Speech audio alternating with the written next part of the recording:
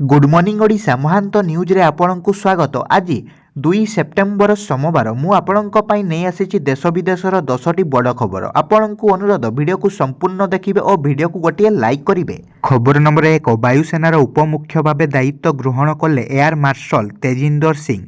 भारतीय वायुसेनार deputy chief of air staff भावे एयर मार्शल तेजिंदर सिंह रविवार नुआ दिल्ली रे दायित्व ग्रहण करिसेंती।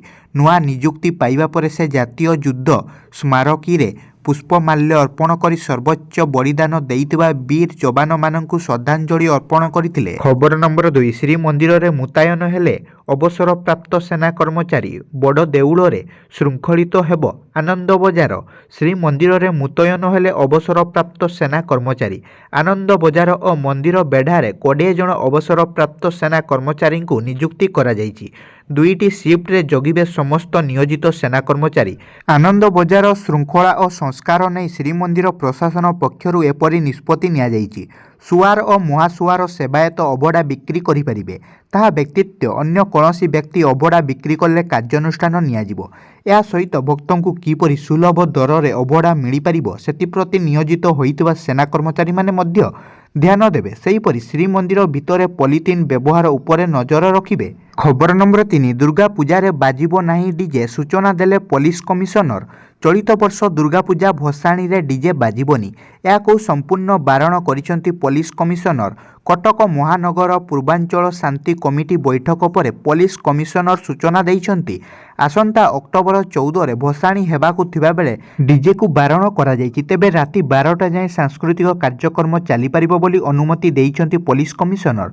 भसाणी शोभायात्रा रे 6टी बॉक्स बाजी पारिबो। जोर जबरदस्त चांदा मागिले किंबा डीजे बजाइले संपृक्त व्यक्ति नाँ रे मामला रुजु हेबा सह कड़ा कार्यानुष्ठान ग्रहण कराजिबो बोली कहिसंती पुलिस कमिशनर। खबर नंबर 4 दुर्नीतिग्रस्त अधिकारी अवसर नैथिले भी हेबो कड़ा कार्यानुष्ठान। राजस्व मंत्री बेआईन भाव में जमी माड़ी बसिथिबा शिल्प अनुष्ठान विरोध में कड़ा कार्यानुष्ठान हेबो। रविवार संबलपुर विश्वविद्यालय एक कार्यक्रम में जोगदेवा अवसर में एभली प्रतिक्रिया रखिछंती राजस्व मंत्री सुरेश पुजारी। मंत्री कटाक्ष करी कहिछंती जम अजाणतरे मृत्यु हुए नहीं। तेबे जेउठारे भी दुर्नीति होईछि निश्चित भावे अधिकारी जानिछंती। जदि अधिकारी अवसर नैछंती और दुर्नीति रे सामिल थिले तेबे तांको विरुद्ध रे कार्यानुष्ठान केमिति निया जाय ताहा सुरेश पुजारी को जणा बोली मंत्री कहिछंती। खबर नंबर 5 सेप्टेम्बर 8 रु अमेरिका गस्तरे जिबे राहुल गांधी। कांग्रेस नेता राहुल गांधी अमेरिका गस्तरे जिबे। राहुलंको गस्त सेप्टेम्बर 8 रु सेप्टेम्बर 10 पर्यंत चलिबो। एही समय रे से भारतीय संप्रदायर लोकंकु संबोधित करिवे। सेप्टेम्बर 8 रे राहुल गांधी अमेरिकार डालास रे रहिबे। डालास रे से टॉक्सिको विश्वविद्यालय रे छात्र छात्री को संबोधित करिवे। सेप्टेम्बर 9 और 10 रे राहुल वाशिंगटन डीसी रे रहिबे। डालास रे से भारतीय संप्रदायर लोकंक सह कथा है। खबर नंबर 6 पुरी बेलाभूमि मिलिला निखोज युवकंक मृतदेह। घटनार तदंत करुछि पुलिस। समुद्र कूलरू निखोज युवकंक मृतदेह उद्धार। स्वर्गद्वार निकट बेलाभूमि मिलिला मृतदेह। मृतक जनक पश्चिमबंगर सुमंत साधुकार बोली जଣାपड़ी। एभली अभावनीय घटना पुरी स्वर्गद्वार निकट बेलाभूमि देखिया मिली। सूचना मुताबक सुमंत साधुकार पश्चिमबंगर पुरी आसीथिले। शनिवार समुद्र रे स्नान करुवा समय से निखोज हो जाइतिले। परे रविवार स्वर्गद्वार निकट बेलाभूमि रे सुमंतंक मृतदेह देखिया पाइथिले स्थानीय लोके। यह देखि तुरंत पुलिस को खबर देइतिले। खबर पाई पुलिस घटनास्थल रे पहुंची मृतदेह जबत करी व्यवच्छेद पाई सदर मुख्य चिकित्सालय को पठाइछि। एथि सहित घटनार तदंत आरंभ करिछि पुलिस। खबर नंबर 7 बंगोपसागर रे भूकंप तीव्रता 5.1। बंगोपसागर रे रविवार दिन भूकंप होइछि। बंगोपसागर रे भूमिकंप झटका भूकंप रे तीव्रता 5.1 रहिछि। रविवार सकाळ 9:12 समय रे भूकंप झटका अनुभूत होइछि।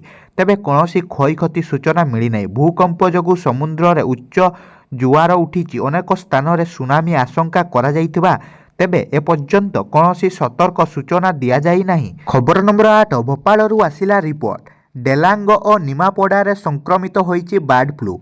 भोपाल रु आसिला bird flu test report. Delang और निमापड़ा अंचल रे संक्रमित होइछि बर्ड फ्लू।